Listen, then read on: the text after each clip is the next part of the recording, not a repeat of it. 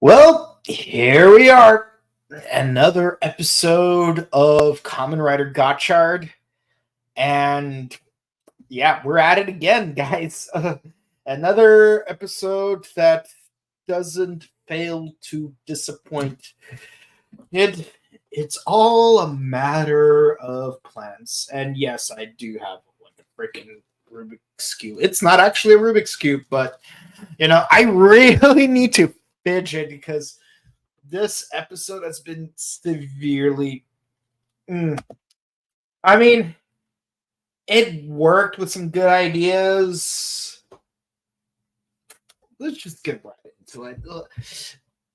Today's episode of Rider Time Podcast is none other than Kamen Rider Gotchard, episode 25, The Young Sensei's Mistake. And you're thinking, wait, why is it why is it Sensei and not teacher? Well, that's because sticking to the theme of having a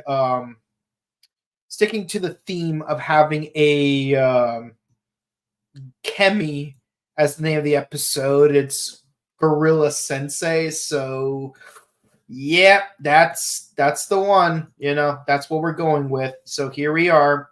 Yeah. So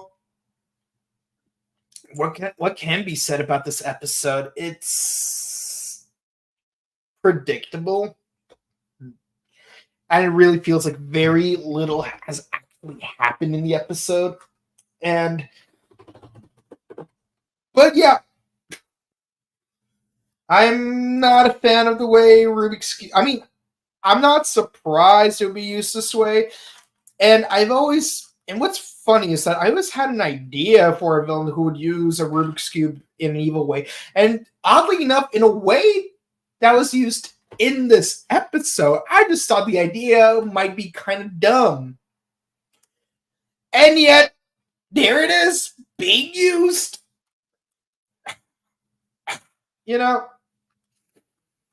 I'm glad I don't work in the stock market because they definitely fixed what a problem would be if I had a character who would use a Rubik's Cube as a weapon.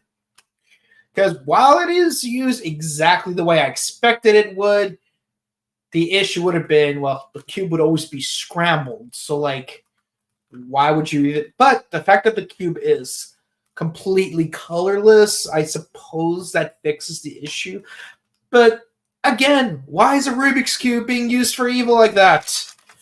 I mean, it's better than just a fidget octahedron, which they very well could be doing, but that's neither here or there. This episode goes further into the past of Minato because of the mysterious thing that happened in 10 years ago. And, I was hoping they would cook it a little bit slowly, but there they are. They reveal it almost immediately. In fact, so much so that it's as if that nothing really happens in this episode. They just briefly explain what happened in the past, and then it's more exposition than it is actual development. And I know a lot of people have issues with this, especially when it comes to a lot of modern media, where this is a recurring issue with checkerboard storytelling. And with the recent release of Avatar: The Last Airbender TV show on Netflix, we are reminded of one of the biggest issues with the film adaptation, where we had where they would explain everything, but not really do anything. I still haven't finished watching that entire first season of Netflix's Avatar, so I can't really say if it was good or not. Some decisions for compressing plot points were not terrible, at least from what I've seen so far. But also, certain things were just not handled as well as they should have been. I think the original animated series handled certain things a lot better than the live action did. So it's like, you may as well just do it verbatim for certain scenes. Some scenes I'm just not as happy with. I don't hate the actor who played Boomy, for example, but I did hate the way they handled him, especially when they did certain jokes, like the lettuce leaf joke. But we're not here to talk about Avatar. We're here to talk about the Kamen Rider Gotchard. So let's get right into it. So, yeah. We have that new form with the 10-liner, and while he does defeat Warp Terra very quickly, like really quickly, he still has to fight Minato, and it just it doesn't last very long because 10-liner turns back into 9-liner. Get it? 9-liner? No, Steamliner, number 9. And he just exhausts himself, and I'm like, come on, it's forbidden alchemy. I get it. Now, last week, I did talk about who could be this mysterious person who teaches Hotaro how to transmute Steamliner into a level 10 Chemi. We had 2 picks. I gave 2 picks. I mentioned it would be Fuga, Rine's dad, or it would be Minato's childhood friend who mysteriously died but could possibly have been brought back to life, or just didn't die to begin with. Maybe he was hospitalized, maybe he was comatose, who knows? But I was right. It was Fuga.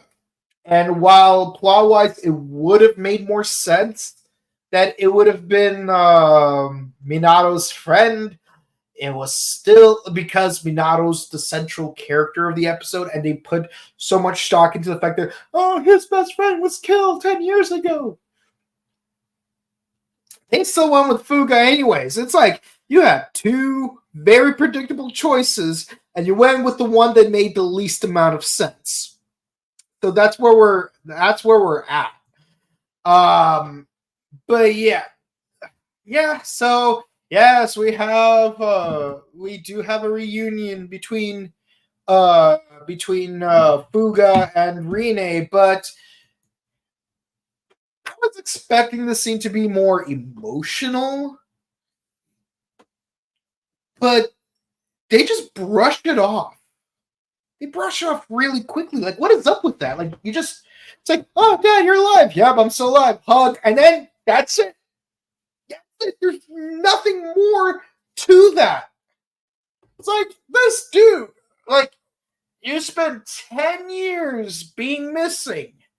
She made out, that was part of her character development, where, she wants to clear her, dad's name. She finds out he's might still be alive. So now she would have this new plot point where she has to go find him.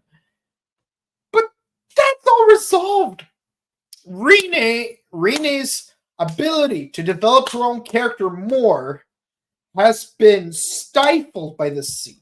We couldn't even have an emotional scene, and now we kind of need Fuga to either die or become a villain to progress Rine's character more, because I can't imagine her having more character development at this point unless one of those 2 things happen. Either her dad needs to die, or he needs to turn out to be a villain for some reason. And it would be really dumb to make him a villain all of a sudden, because he spent 10 years being falsely accused of being a villain. We had a big reveal that he's going to be, it turns out he wasn't a traitor. It turns out it was everyone else that betrayed him. Gaslighting at its finest. So it's like that big plot reveal, and he gets a new form for it too. And then with Rine finding out about it, she gets her own Kamen Rider powers. It would be completely pointless. Well, not so much pointless, it would just be really dumb to just turn Fuga into a villain for the sole purpose of advancing Rine as a character. And and at this point, the only way for her to have any character development is either make her kill him or make him a traitor. And I hope neither of those two things happen because, again, what would be the point? Anyways, so at that point, we get a flashback of. Oh, yeah. No, before we get the flashback, it's like while they're here, they talk about what happened. It's like, oh, while you were off fighting Minato, I was in that dark place with all the other kids, and I told him so and so. And I'm like, why didn't you just show that in the previous episode? Like, what? Like, all right, well, I'm not a huge fan personally of the whole 3 weeks earlier teaser thing. I feel like, we should start our stories where they begin, not start them where they get interested. Get out. What? Seriously, you could have just showed that scene in the previous episode.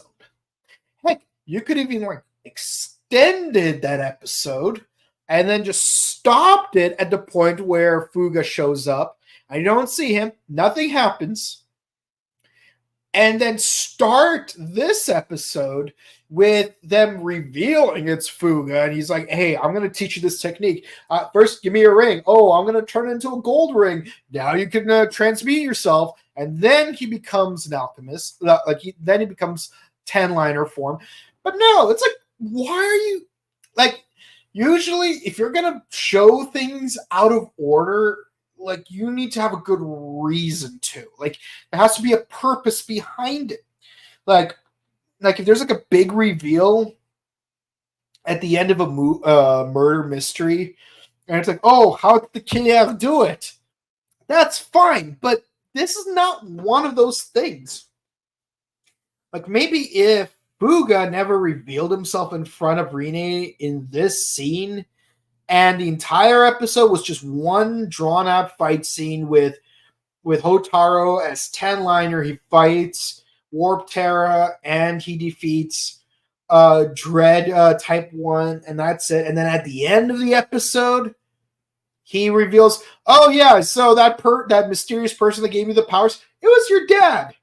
And then they just don't show him for the rest of the during the entire episode, except for that flashback. But at the end of the episode, instead of the middle of the episode, that would be fine. That would be fine. But to do it just so randomly in the middle of the episode, during a scene that has no dramatic tension, a scene that could have been very well and easily just been placed early in the previous episode and would not have tarnished the flow of the episode or the reveal of information, just let it be there. And the scene itself was only 1 minute. You think you could have just taken out 1 minute from the fight scene in the previous episode and replaced it with that reveal in that same episode?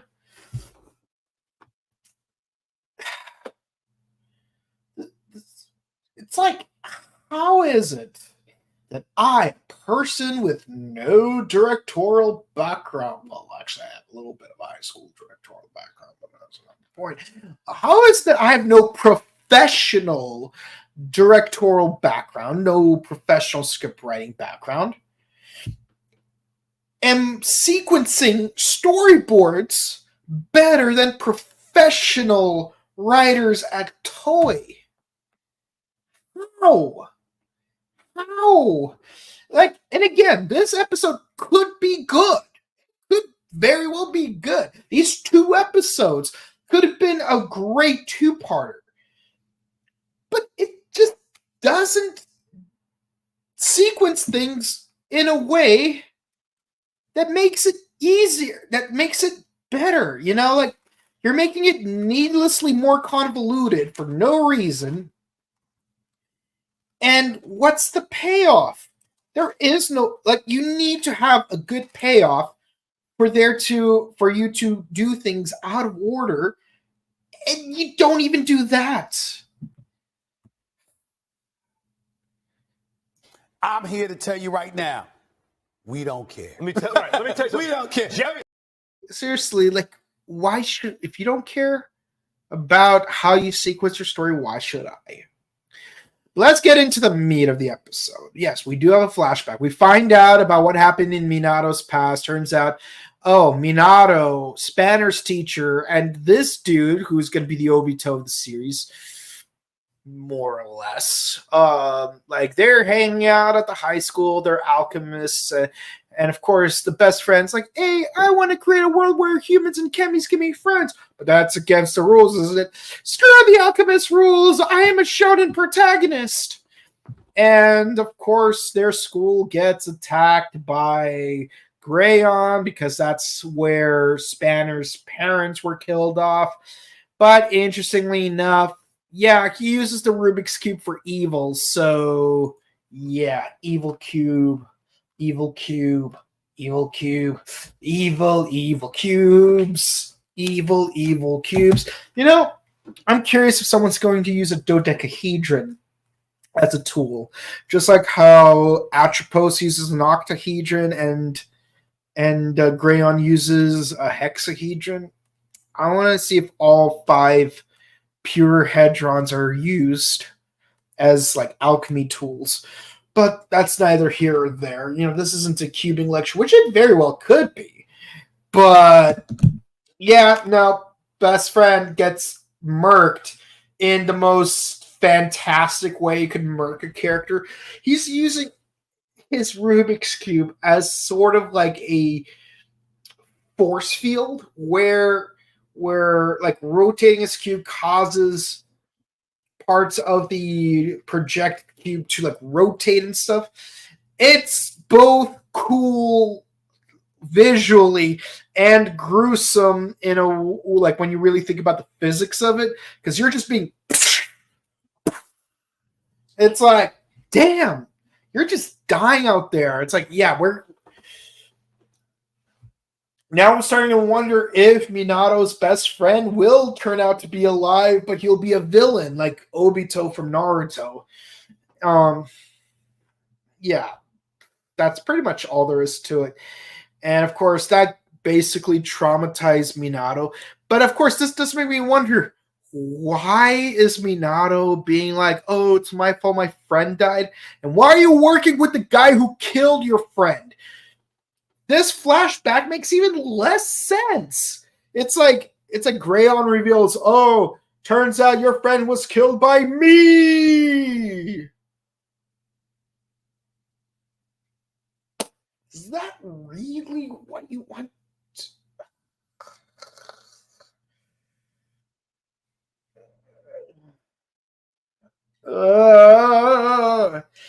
Like, couldn't have Grayon at least framed the murder in a way that would have actually make it look like Minato was to blame? Like maybe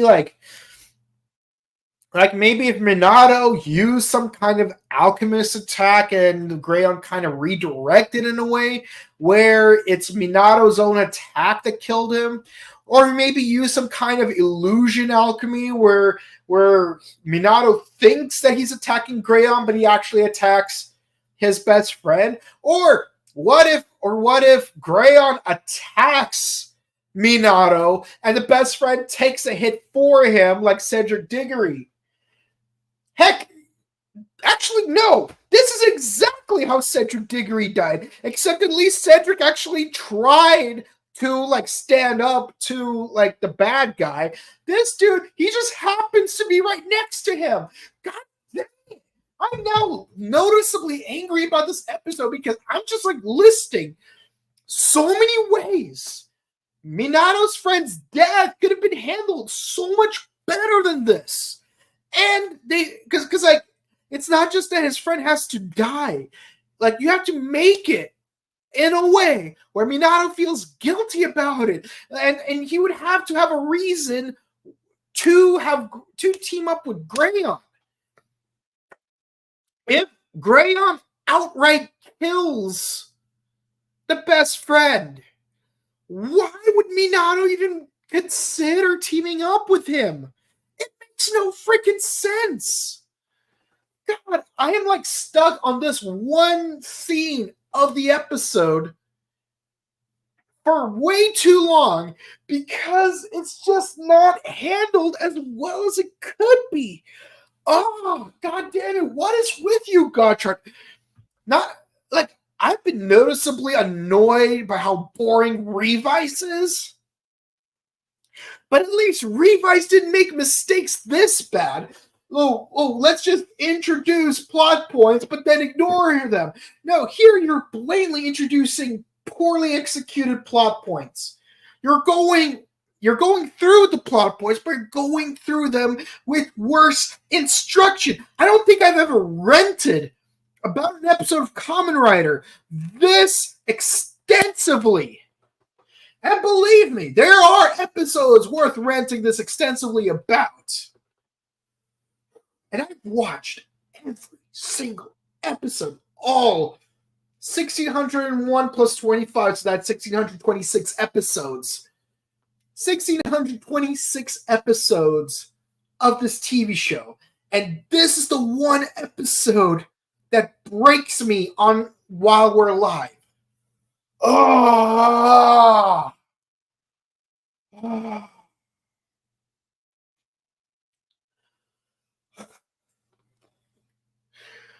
I just don't have words to describe how much this episode is. And the thing is, I wasn't even this noticeably angry when I watched the episode. But going into it, I'm just excavating more and more reason to be angry at it. And again, these are professional writers. How are they messing up this bad?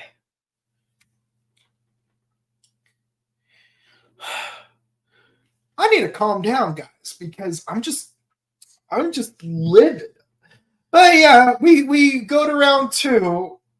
Clotho does another double amalgam transmutation to become Gorilla and that flower queen thing. Hold on.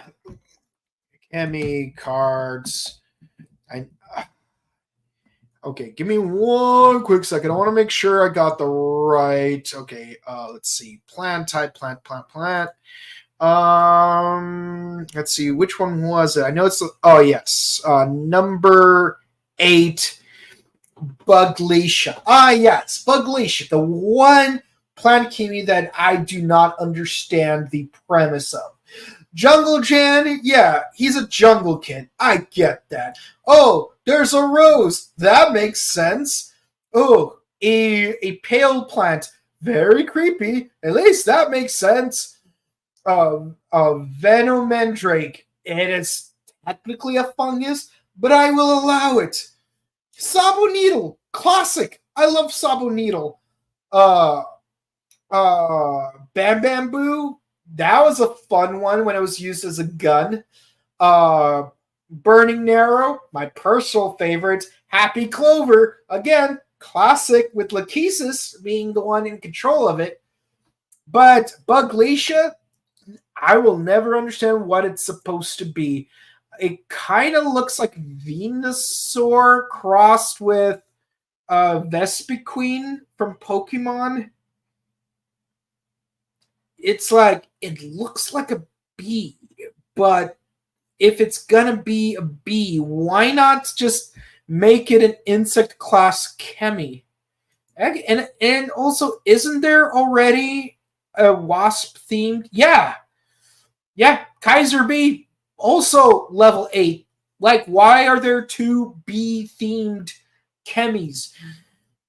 But yeah, so Venusaur's plant basically becomes a shield around the rest of the body, which is just standard gorilla amalgam. It's got the giant gorilla fist as the head. It's whatever. I don't care.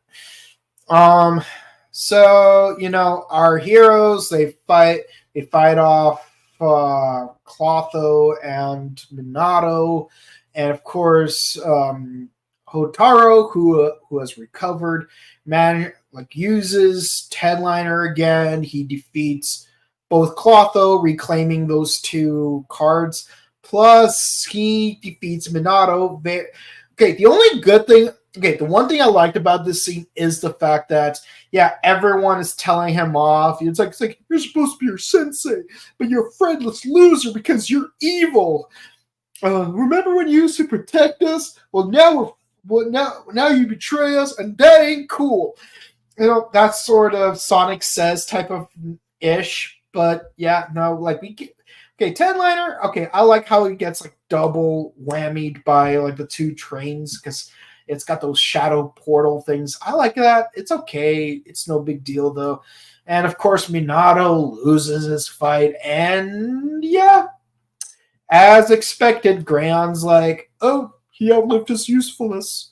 So we may as well get rid of him. Lachesis, I want you to be the one to do it. And of course, we've been anticipating this for a while. Lachesis is probably going to meet her endgame. She's either going to have to fight Minato and die. She's probably going to face turn and die. Or she's going to remain healed but still die.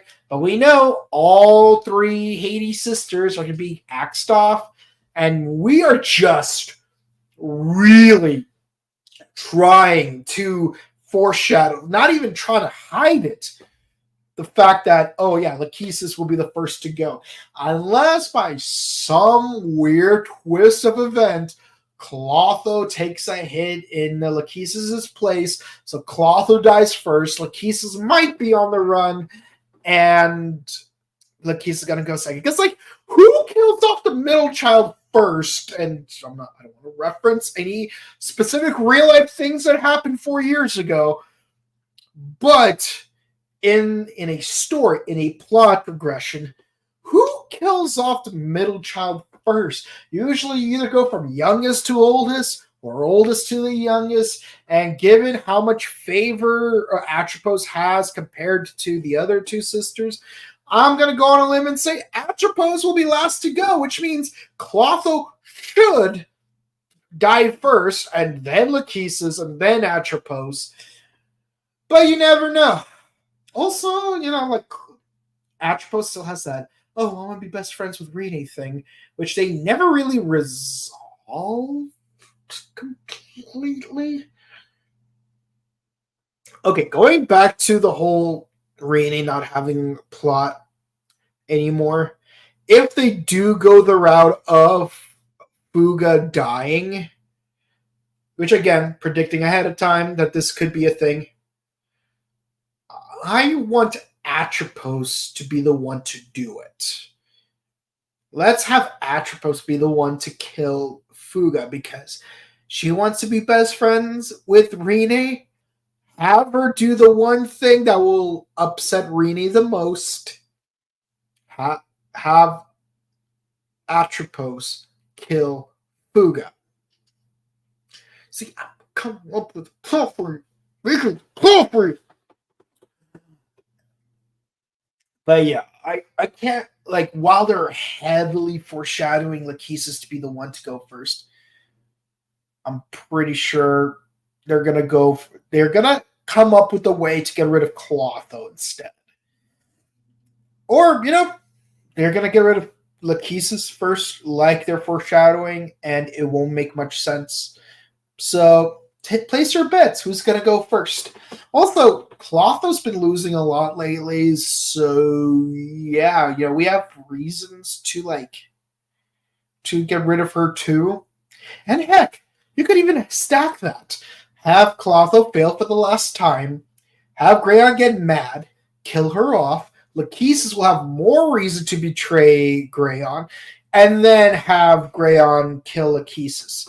Yeah, kind of like in the Power Rangers Lightspeed Rescue, where Queen Benchira kills Vipra and then forces Diabolico to kill Lokai, and now Diabolico's out for blood. I'm just giving you guys so many ideas that will work better than probably what you guys are going to go with. So, place your bets. As far as the episode goes, I give it a 7 out of 10 because I'm just repeatedly reminded of how you have potentially good story ideas, but they're being executed with less than stellar instruction, and like it just bothers me. And this is a potentially fantastic episode. Like, we get into the backstory of one of our anti-heroes, anti-villains, whatever position he has. I don't know if he's a double, triple, quadruple agent, and you just wasted it. Rene had a backstory. We already finished it. Spanner had a backstory. We already finished it. Minato had a backstory. We already finished it. Unless Sabimaru and Renge have their own backstories that we need to explore in order to get them to become Kamen Riders, or even Kachiki. I'm still holding out hope that he could become a Kamen Rider, even if he's not an alchemist. And I know it's not going to happen, because that would be too clever for Toei. And I'm not hating on Toei. I want to be perfectly clear. I'm not hating on Toei. It's just Gotchard is just letting me down a lot. King Oger was fantastic. Geats was fantastic. Dawn Brothers was fantastic. Boom Boomger. I'm going to get into that tomorrow. But it hasn't disappointed me yet. And I'm speaking from a position of, I don't want any tokusatsu of any season, of any title, to disappoint me. I want everything to be straight tens. This ain't it, fam. This ain't it, fam. Let's get to the comments and see what you guys have to say about it. Wow, Kawato, you called it about who the mysterious person from the previous episode was. Yeah? Yeah, you must be cringing so hard right now, though. You're not wrong. You're not wrong. Because I did say it would make less sense if Fuga was the one who showed up in that episode. It turned out to be Fuga. I called it. I'm mad about calling it. And I'm upset because of the way they handled certain things in this episode. Never seen a Rubik's Cube used for evil, and yet here we are. I know. Ugh. I'm so angry. Daddy's here, but she hates you for leaving her alone. Yeah. And again, they didn't really do much to put the weight into the episode. So this is during Grion's attack in Spanish. Yes. Yes, it is. And that's how we got the cube. And that's how we got the cube. In the beginning, there was the cube.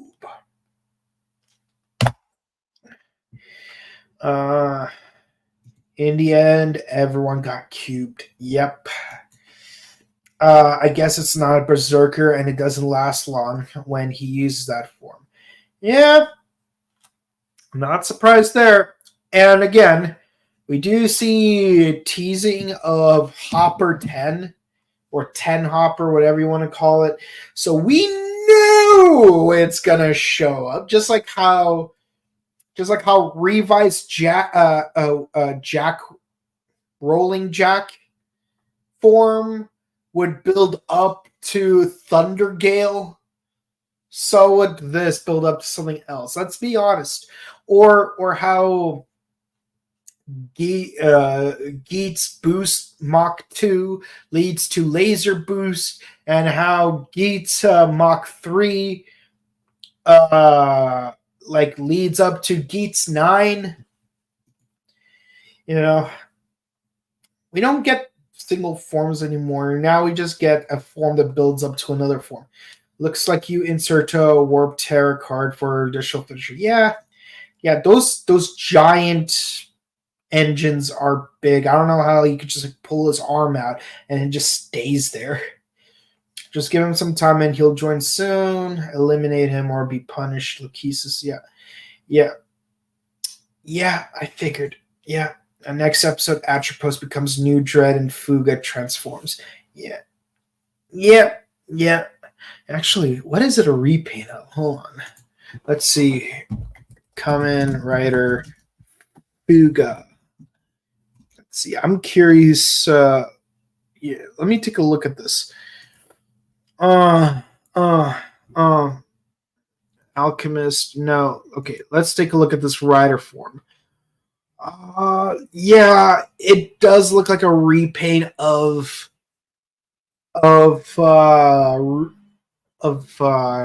Rene's rider form, but with some mild changes. I'll be honest, it kind of looks like Rene fused with Judge Dredd a little bit. But I guess it's the Catastros to the Mystic Forces Saint Kaiser. So I don't know. We'll see when we see it. His dream is actually the same as Keiwa's, which is world peace. Yeah. But remember, world peace without direction leads to destruction. That is something we learned from Ginpen, and look how well that worked out for him. Well, that's it for the comments, guys. Thank you guys so much for watching. Please be sure to like, comment, subscribe to us on YouTube, Facebook, Twitter, Instagram. Ding the bell icon to stay notified for our latest videos. Also, please be sure to share our videos because it'll help us out with the algorithm. We do Ultraman Tiga on Mondays, Kamen Rider Gotchard on Wednesdays, Bakuagi Sentai Boom Boomger on Thursdays, and Kamen Rider Kiva on Sundays. So, yes, we're doing the first episode of Bakuagi Sentai Boom Boomger tomorrow as the time of this recording. So, please be sure to stick around. Let us know what you guys thought of that first episode. And if you want to check out our sister channel, The Buttery Show, please be sure to do so. This month, we're going to be doing the Naked Gun trilogy on that channel in honor of the 30th anniversary of Naked Gun 33 1/3. So please be sure to watch the entire trilogy. It is hilarious. I love it, love it, love it, love it. Can't wait to discuss it. And also, please be sure to check out my personal content on Instagram at Boken_Kabuto and on Twitch at twitch.tv/BokenKabuto. With all that said, guys, thank you guys so much for watching. Stay safe, stay hydrated, update your emergency kits on your loved ones, and we'll see you guys next time. Bye.